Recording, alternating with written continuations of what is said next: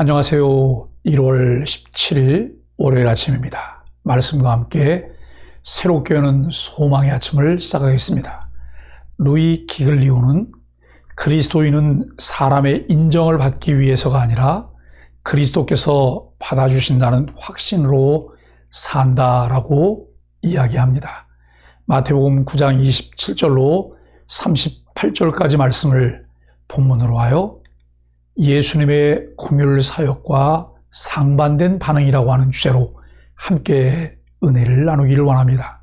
바리새인들은 율법과 경전의 전문가로 하나님에 대한 지식이 타의 추종을 불허했습니다. 하지만 그들은 예수님이 베푸신 기적을 목격하고도 그분이 누구신지 알지 못하고 오히려 귀신의 왕을 의지한다고 비난했습니다. 하나님과 영생에 관한 겸손한 관심 없이 지식만 추구했기에 안다는 것이 구원의 걸림돌이 되고 말았습니다. 은혜를 은혜로 보기 위해 필요한 것은 겸손한 믿음입니다. 축복은 마음의 태도에 달려 있습니다. 오늘 본문은 예수님이 2명의 시력장애인과 귀신 들려 말 못하는 사람을 고치십니다. 무리는 놀랍게 여기나 바리새인들은 귀신의 왕을 의지해 귀신을 쫓았다고 말합니다. 예수님은 무리를 불쌍히 여겨 가르치시고 복음을 전하시며 모든 병과 약한 것을 고치십니다. 제자들에게는 추수할 일꾼들을 청하라고 하십니다. 예수님을 발견한 두 시력 장애인은 예수님이 다윗의 혈통 메시아시며 자신들에게 공유를 베풀어 눈을 뜨게 해주실 분임을 믿었습니다. 그래서 그들은 다윗의 자손이여 우리를 불쌍히 여기소서라고 외쳤습니다. 그러나 예수님은 이들에게 반응하지 않으셨습니다. 예수님의 무반응에도 불구하고 이들은 포기하지 않고 예수님을 따라갔습니다. 예수님이 거하시는 집안에까지 이들이 따라 들어간 후에야 비로소 예수님이 반응하십니다. 내가 능히 이 일 할 줄을 믿느냐? 예수님은 이들의 믿음을 확인하신 후에 너희 믿음대로 되라고 선포하셨습니다. 예수님의 이 선포는 예수님의 주권을 강조합니다. 또 예수님이 주권을 발휘하시는데 이들의 믿음이 결정적 역할을 했음을 알려줍니다. 이들은 예수님의 치유 능력 자체뿐 아니라 예수님이 긍휼을 베푸셔서 그 능력을 자신들에게 발휘하시리라는 믿음도 가졌습니다.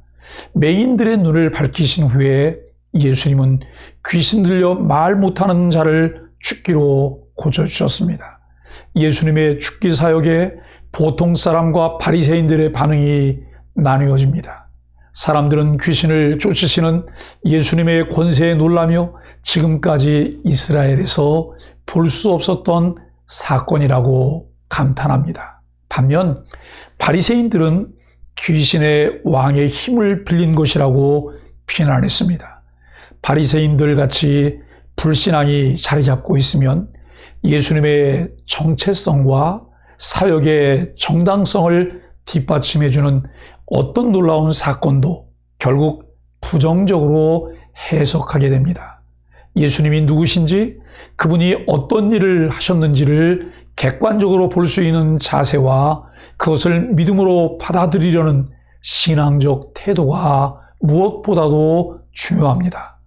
예수님은 다윗과 같은 목자적 메시아로서 질병과 귀신과 악한 세상에 붙들려 있는 이스라엘 백성을 목자 없이 방치되어 고통받고 있는 양으로 여기십니다. 예수님의 오심과 더불어 이들을 다시 목자에게로 종말의 추수가 시작되었습니다. 예수님은 종말적 목양 사역에 대한 자신의 마음을 제자들도 품고 함께 기도하며 참여하기를 원하십니다. 통일 사건에 대한 반응도 사람마다 다를 수 있습니다. 예수님께 간청했던 두 시력장애인, 귀신 들려 말 못하는 사람의 치유를 본 무리, 그리고 바리새인들의 반응이 각기 다릅니다.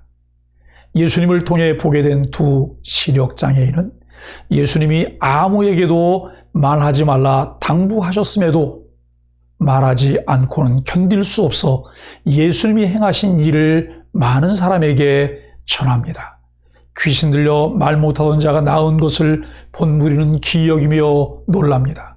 반면 같은 사건을 본 바리새인들은 예수님이 귀신의 힘을 빌려서 이 같은 일을 한다고 비난합니다. 예수님이 행하신 놀라운 일을 보고 찬양하며 전하는 사람이 있는가 하면 회방하고 대적하는 사람이 있습니다. 그리스도인들은 예수님의 일하심에 믿음과 순종함으로 반응하며 따라가는 사람들입니다. 두 시력장애인과 무리 그리고 바리새인들의 반응은 각각 어떻게 다른가요? 하나님의 크신 능력과 자비를 경험할 때 나는 어떻게 반응하고 있나요? 예수님은 겸손하고 믿음 있는 사람들에게 능력을 베푸십니다. 오늘날 많은 사람들이 예수님의 능력을 경험하고 싶어 하면서도 생생한 체험 없이 신앙생활을 하고 있습니다. 그 이유는 자신이 가진 이성적 판단과 분별력을 앞세워 단순한 믿음을 갖지 못했기 때문입니다.